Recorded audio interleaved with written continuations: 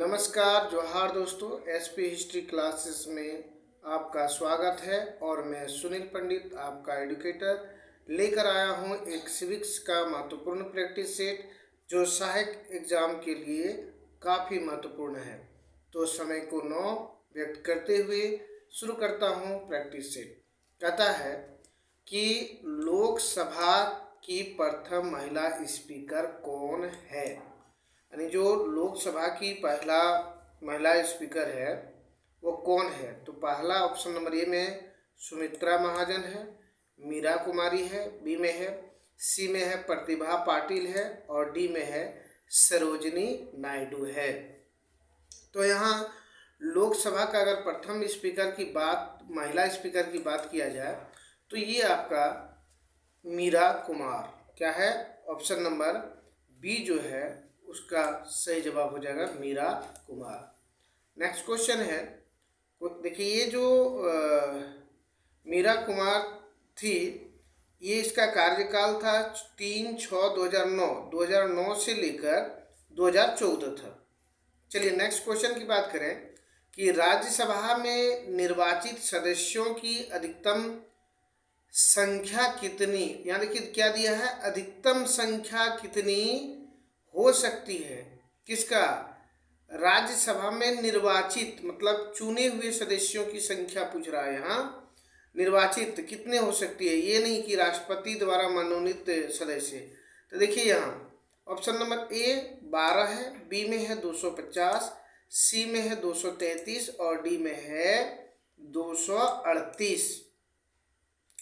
तो इसका सही जवाब क्या हो जाएगा, यहाँ देखिए दिया है अधिकतम संख्या दिया है, तो इसका ऑप्शन नंबर जो बी देख रहे हैं यानी कि 250 हो सकता है। लेकिन यहाँ क्वेश्चन के अनुसार से निर्वाचित सदस्य का अधिकतम संख्या, यहाँ अधिकतम संख्या 252 है, 250 दिया है, लेकिन निर्वाचित सदस्य की अधिकतम संख्या भी 250 ही होगा, यानी कि बी ही है। नेक्स्ट क्वेश्चन है क्वेश्चन नंबर 3, कहता है कि सर्वोच्च न्यायालय में मुख्य न्यायाधीश सहित कुल कितने न्यायाधीश होंगे, यानी एक मुख्य न्यायाधीश और अन्य न्यायाधीश कितने होंगे। देखिए तो यहाँ आप देख पा रहे होंगे कितना है, ऑप्शन नंबर ए में 29 है, बी में 20 है और सी में 31 है और डी में है 26।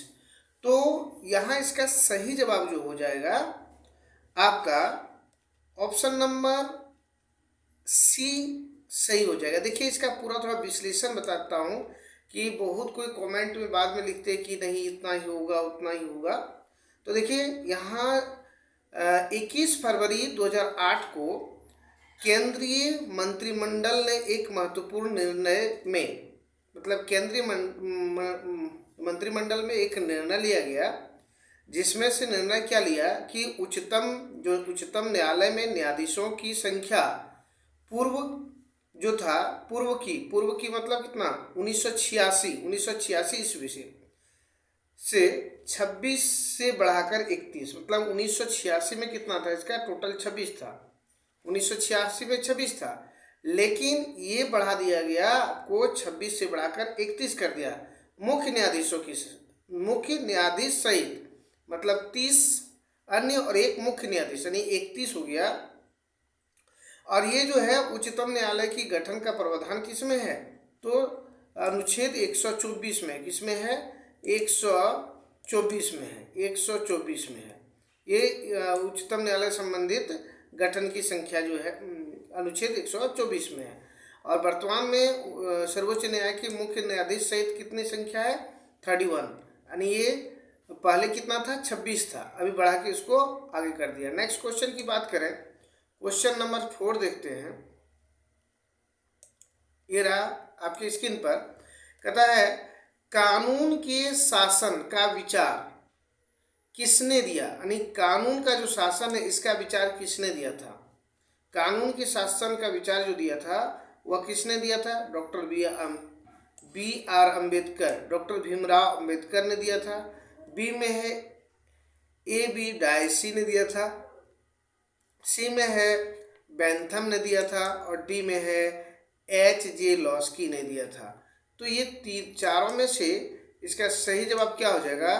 तो इसका सही जवाब हो जाएगा option number B, A B Dicey ने दिया था। नेक्स्ट क्वेश्चन है कि संघ सूची में कुल कितने विषय दिए गए हैं? ये जो संघ सूची है, संघ सूची में कुल कितने विषय दिए गए हैं?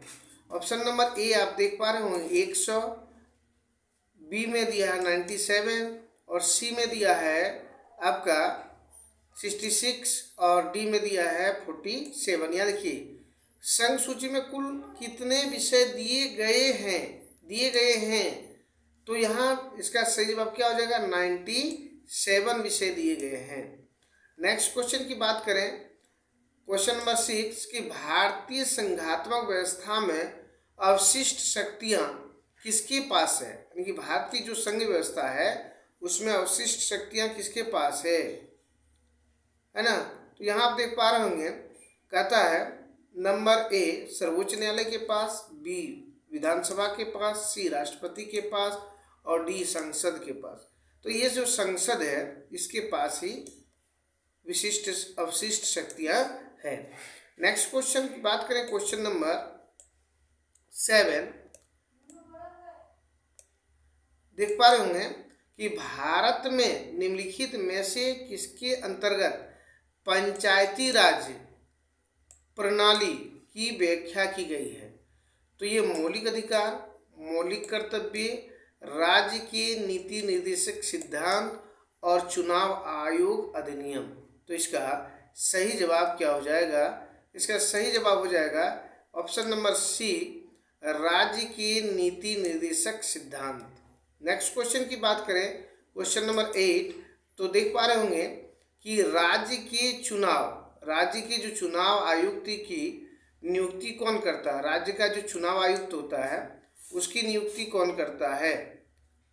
तो राज्य का देखिए यहाँ आप देख पा रहे हैं राष्ट्रपति के द्वारा, प्रधानमंत्री के द्वारा, राज्यपाल के द्वारा और भारत के मुख्य चुनाव आयुक्त के द्वारा। तो इसका सही जवाब हो जाएगा ऑप्शन नंबर सी, राज्यपाल के द्वारा। नेक्स्ट क्वेश्चन की बात करें, क्वेश्चन नंबर 9 ये रहा।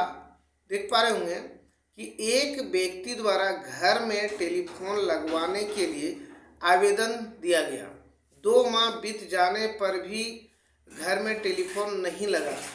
व्यक्ति देरी का कारण जानने के लिए एक अधिकार का प्रयोग किया।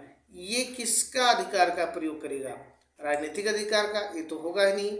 नैतिक अधिकार? ये भी नहीं होगा। सूचना का अधिकार या मानव अधिकार? तो इसका सही जवाब क्या आ जाएगा? इसका सही जवाब हो जाएगा सूचना का अधिकार का प्रयोग करेगा। चलिए नेक्स्ट क्वेश्चन देखते हैं।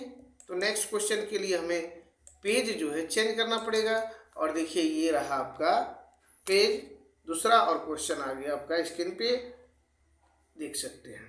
चलिए आगे देखते हैं। कहता क्वेश्चन नंबर 10 में है कि भारत में नागरिकता के संबंध में कानून बनाने का अधिकार किसको है? यहाँ नागरिकता के संबंध में पूछ रहा है। तो नागरिकता के संबंध में अगर कानून बनाता, कौन बनाता? मुखिया या राष्ट्रपति या संसद या प्रधानमंत्री? तो ये कानून बनाने का अधिकार किसके पास है नागरिकता से संबंधित? तो संसद के पास है। नेक्स्ट क्वेश्चन है, नागरिकता खत्म हो सकती है शिक्षा प्राप्त करने के लिए विदेश जाने से? नहीं, इससे तो खत्म नहीं हो सकती है। उसके बाद बी में है घूमने के लिए विदेश जाने से? इससे भी नहीं हो सकती है। परिवार से दूर रहने से? इससे भी नहीं हो सकती है। और देशद्रोह का अपराध सिद्ध होने पर? तो इसका सही जवाब क्या हो जाएगा? Option number D. अगर आप देशद्रोह का अपराध से सिद्ध हो गए हैं तो आपका नागरिकता खत्म हो सकती है। नेक्स्ट क्वेश्चन की बात करें, क्वेश्चन नंबर 12, तो ये रहा स्क्रीन पे। कहता है कितने वर्षों तक लगातार देश से बाहर रहने पर नागरिकता समाप्त हो जाती है? मतलब लगातार अगर हम कितने वर्ष से देश के बाहर रहेंगे तो नागरिकता खत्म हो जाएगा? तो पहला ऑप्शन में है 5 वर्ष, बी में है 7 वर्ष, सी में है 10 वर्ष और डी में है 11 वर्ष। तो कितने वर्ष तक देश से बाहर रहेंगे तो नागरिकता खत्म हो जाएगा? तो ये सही, इसका सही जवाब हो जाएगा ऑप्शन नंबर बी, 7 वर्ष तक अगर लगातार हम देश से बाहर रहते हैं तो देश में नागरिकता खत्म हो जाएगी। क्वेश्चन नंबर 13, एक संस्कृति एक राज्य के विचार से क्या परिमाण निकला। देखिए यहाँ नंबर 1, राज्यों की सीमाओं में बदलाव आए, बी, बहुत बड़ी जनसंख्या का विस्थापन हुआ, सी, सांप्रदायिक हिंसा हुई, और डी, उपरोक्त सभी। तो देखिए सब का सब, यानी कि ये भी सही है आपका, ये भी सही है, ये भी सही है और ये भी सही है। इसका मतलब क्या आ जाएगा, ऑप्शन नंबर डी, उपरोक्त सभी इसका सही है। नेक्स्ट क्वेश्चन की बात करें, क्वेश्चन नंबर 14 ये रहा कि धर्म सापेक्षवाद में नंबर 1, धर्म और राजनीतिक अलग अलग होते हैं। इसका क्या आंसर हो जाएगा वो देखना है। तो यहाँ क्या कहता है कि धर्म और राजनीतिक अलग अलग होते नहीं, ये गलत हो जाएगा। उसके बाद बी में धर्म और राजनीतिक जुड़े हुए हैं, ये सही हो जाएगा, यानी कि इसका सही जवाब क्या हो जाएगा, बी। लेकिन आगे देख लेते हैं, धर्म की प्रधानता रहती है, राज्य सामान्य रहता है, राज्य की प्रधानता रहती है और धर्म सामान्य रहता है। नहीं तो इसका सही जवाब क्या हो गया, ऑप्शन नंबर बी। क्या हो जाएगा, ऑप्शन नंबर बी जो है इसका करेक्ट हो जाएगा। नेक्स्ट क्वेश्चन है क्वेश्चन नंबर 15 कि समान नागरिक संहिता की कामना करता है, कौन सा इसमें। नंबर 1, धर्म सापेक्ष राज्य में, धर्म निरपेक्ष राज्य में, निरंकुश राज्य में और अराजकतावाद राज्य में। तो इसका सही जवाब क्या हो जाएगा, ऑप्शन नंबर बी इसका सही जवाब हो जाएगा। जहाँ पे धर्मनिरपेक्ष राज्य है वहाँ समान नागरिक संहिता की कामना करते हैं। नेक्स्ट क्वेश्चन की बात करें, क्वेश्चन नंबर 16, तो आप देख पा रहे होंगे जैसे कि नास्तिकवाद का किसने समर्थन किया। नास्तिकवाद का समर्थन करने वाले इन चारों में से कौन है। नंबर 1 है मार्क्स, बी में है प्रूदो, सी में है वाल्टेयर और डी में है डाइसी। तो इसमें से नास्तिकवाद का समर्थन किसने किए थे, तो इसका सही जवाब हो जाएगा ऑप्शन नंबर आपका बी नंबर जो है प्रूदो जो है, ये आपका सही जवाब हो जाएगा। नेक्स्ट क्वेश्चन है क्वेश्चन नंबर 17, न्यूयॉर्क स्थित विश्व व्यापार केंद्र को आतंकवादियों ने कब ध्वस्त किया। यानी कि न्यूयॉर्क में एक विश्व व्यापार केंद्र है जहाँ पे आतंकवादी ने उसको ध्वस्त किया था, तो कब किया था। नंबर 1, 11 सितंबर 2001, बी में है 9 सितंबर 2001, सी में है 15 सितंबर 2001 और डी में है 30 सितंबर 2001। तो ये कब ध्वस्त किया था, तो इसका सही जवाब हो जाएगा ऑप्शन नंबर ए, 11 सितंबर 2001 में। नेक्स्ट क्वेश्चन की बात करें कि भारत में चिपको आंदोलन का जन्म हुआ। देखो किसके कारण से चिपको आंदोलन का जन्म हुआ था, तो यहाँ आप देख पा रहे हो, पहला उद्योग को बचाने के लिए, बी में हेतु या बी में है नदी को बचाने हेतु, सी में है वन क्षेत्र को बचाने हेतु और डी में है कच्चे तेल को बचाने हेतु। तो ये चिपको आंदोलन जो था ये वन क्षेत्र को बचाने हेतु लोग जो है एक एक पेड़ में चिपक जाते थे और काटने वाला कड़ाही को बोलते थे पहले मुझे काटिए फिर पेड़ को काटना है, इसलिए ये हो जाएगा वन क्षेत्र को बचाने के लिए। नेक्स्ट क्वेश्चन की बात करें तो क्वेश्चन नंबर आप देख पा रहे हैं पेज नंबर 3 में, और इसको थोड़ा जूम कर लेता हूं। ये रहा क्वेश्चन, क्या है कि नागरिकता शब्द का प्रयोग सर्वप्रथम किस देश के नगर राज्यों में किया गया था। यूनान में, फ्रांस में, इटली में या इंग्लैंड में। तो ये किस देश में किया गया था नागरिकता जैसे शब्द का प्रयोग सर्वप्रथम, तो ये यूनान में किया गया था। क्या किया गया था, यूनान में, यानी कि ऑप्शन नंबर ए जो है इसका सही आंसर है। क्वेश्चन नंबर 20 कि लोकतंत्र एक सहकारी व्यवस्था है जो डैश पर आधारित है। नंबर ए बहुलवाद पर, बी उदारवाद पर, सी धर्मनिरपेक्ष पर और डी उपरोक्त में सभी। तो इसका सही जवाब हो जाएगा ए बहुलवाद, उदारवाद, धर्मनिरपेक्ष। तो इसमें ऑप्शन नंबर डी जो है इसका सही जवाब हो जाएगा। नेक्स्ट क्वेश्चन है नेशन शब्द की उत्पत्ति किस भाषा से हुई है। नेशन शब्द है लैटिन भाषा, हिंदी भाषा और उर्दू, फारसी। कौन सी भाषा से नेशन शब्द की उत्पत्ति हुई है? तो इसका सही जवाब क्या हो जाएगा? ऑप्शन नंबर ए, लैटिन भाषा से हुई है। नेक्स्ट क्वेश्चन की बात करें, क्वेश्चन नंबर आपका 22। जैसे कि आप देख पा रहे होंगे कि पंथ निरपेक्ष के सिद्धांत के अंतर्गत किसे प्राथमिकता दी जाती है? किसको प्राथमिकता दिया गया है? नंबर ए, मानवीय मूल्य पर, बी गर्मियाँ, ए और बी दोनों, और डी नंबर में है नैतिकता। तो किस पर ये आपका इसको प्राथमिकता दिया गया है? यहाँ हम देख पा रहे होंगे 22 में क्या हो जाएगा आंसर? तो मानव मूल्यों पर भी और गर्मियाँ पर भी। इसका सही जवाब क्या हो जाएगा? ऑप्शन नंबर जो है सी जो है इसका करेक्ट आंसर हो जाएगा। नेक्स्ट क्वेश्चन की बात करें, क्वेश्चन नंबर 23 में 23, किस अनुच्छेद द्वारा प्रत्येक नागरिक को धर्म, विश्वास, पूजा अर्चना और आचरण की स्वतंत्रता प्रदान की गई है? किस अनुच्छेद के अंतर्गत ये हुआ है? किस अनुच्छेद के द्वारा जो है प्रत्येक नागरिक को धर्म, विश्वास, पूजा अर्चना और आचरण की स्वतंत्रता दी गई है? ऑप्शन नंबर ए में है अनुच्छेद 25, बी में है अनुच्छेद 17, सी में है अनुच्छेद 21 और डी में है अनुच्छेद 23। तो ये जो है किस अनुच्छेद में है? तो इसका सही जवाब हो जाएगा ऑप्शन नंबर 1, अनुच्छेद 25 में है। नेक्स्ट क्वेश्चन की बात करें, क्वेश्चन नंबर 24। देख पा रहे होंगे कि भारतीय राज्य व्यवस्था को लोकतांत्रिक रूप में प्रस्तुत करने का श्रेय किस वाक्यांश को प्राप्त है? भारत की जनता को, हम भारत के लोग, भारत एक लोकतांत्रिक राज्य है और भारत लोकतांत्रिक गणराज्य है। यहाँ 4 ऑप्शन देख पा रहे होंगे, तो चारों में से पहला जो आपका ऑप्शन नंबर बी जो है ये सही हो जाएगा, यानी कि भारत जो है, भारत के लोग से ये वाक्यांश प्राप्त हुए हैं। भारतीय राज्य व्यवस्था की प्रकृति है, कैसे है? नंबर ए, संपूर्ण संप्रभुता संपन्न, समाजवाद, धर्मनिरपेक्ष, लोकतांत्रिक गणराज्य। तो ये भी है आपका, और लोकतांत्रिक गणराज्य भी है। तो इसका सही जवाब क्या आ जाएगा? ऑप्शन नंबर डी जो है इसका करेक्ट आंसर हो जाएगा। नेक्स्ट क्वेश्चन की बात करें, क्वेश्चन नंबर 26। निम्न लेखकों में कौन लोक प्रशासन की संकुचित विचारधारा में समाहित नहीं है? यहाँ संकुचित विचारधारा में इसमें से कौन समाहित नहीं है बात कर रहे हैं? तो नंबर 1 में देखेंगे हम, ए गुलिक, बी में वाइट, सी में साइमन और डी में है मर्सन। तो इसमें से आप किसको इसमें शामिल नहीं कर पा रहे हैं?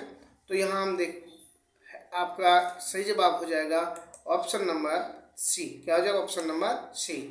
लोक प्रशासन और निजी प्रशासन में सबसे महत्वपूर्ण अंतर निम्नलिखित में से किस घटक के कारण है? यहाँ नंबर ए उत्तरदायित्व, बी उत्पादकताओं की प्राथमिकता, सी ढांचे की एकरूपता, डी कानूनी आधार। तो यहाँ हम किस आधार पर इसको करेंगे? तो इसका सही जवाब हो जाएगा ऑप्शन नंबर ए, उत्तरदायित्व। नेक्स्ट क्वेश्चन की बात करें, क्वेश्चन नंबर 28। देख पा रहे होंगे, कहता कि भारतीय संविधान है अत्यंत जटिल है, अत्यंत लचीला है और अशांत, कठोर तथा अशांत लचीला है और इनमें से कोई नहीं है। तो यहाँ इसका सही जवाब हो जाएगा ऑप्शन नंबर सी जो है ये करेक्ट आंसर हो जाएगा। ये लचीला भी है और कठोर भी है और लचीला भी है। नेक्स्ट क्वेश्चन है क्वेश्चन नंबर 29 कि भारतीय संविधान में भारत को माना गया है, क्या माना गया?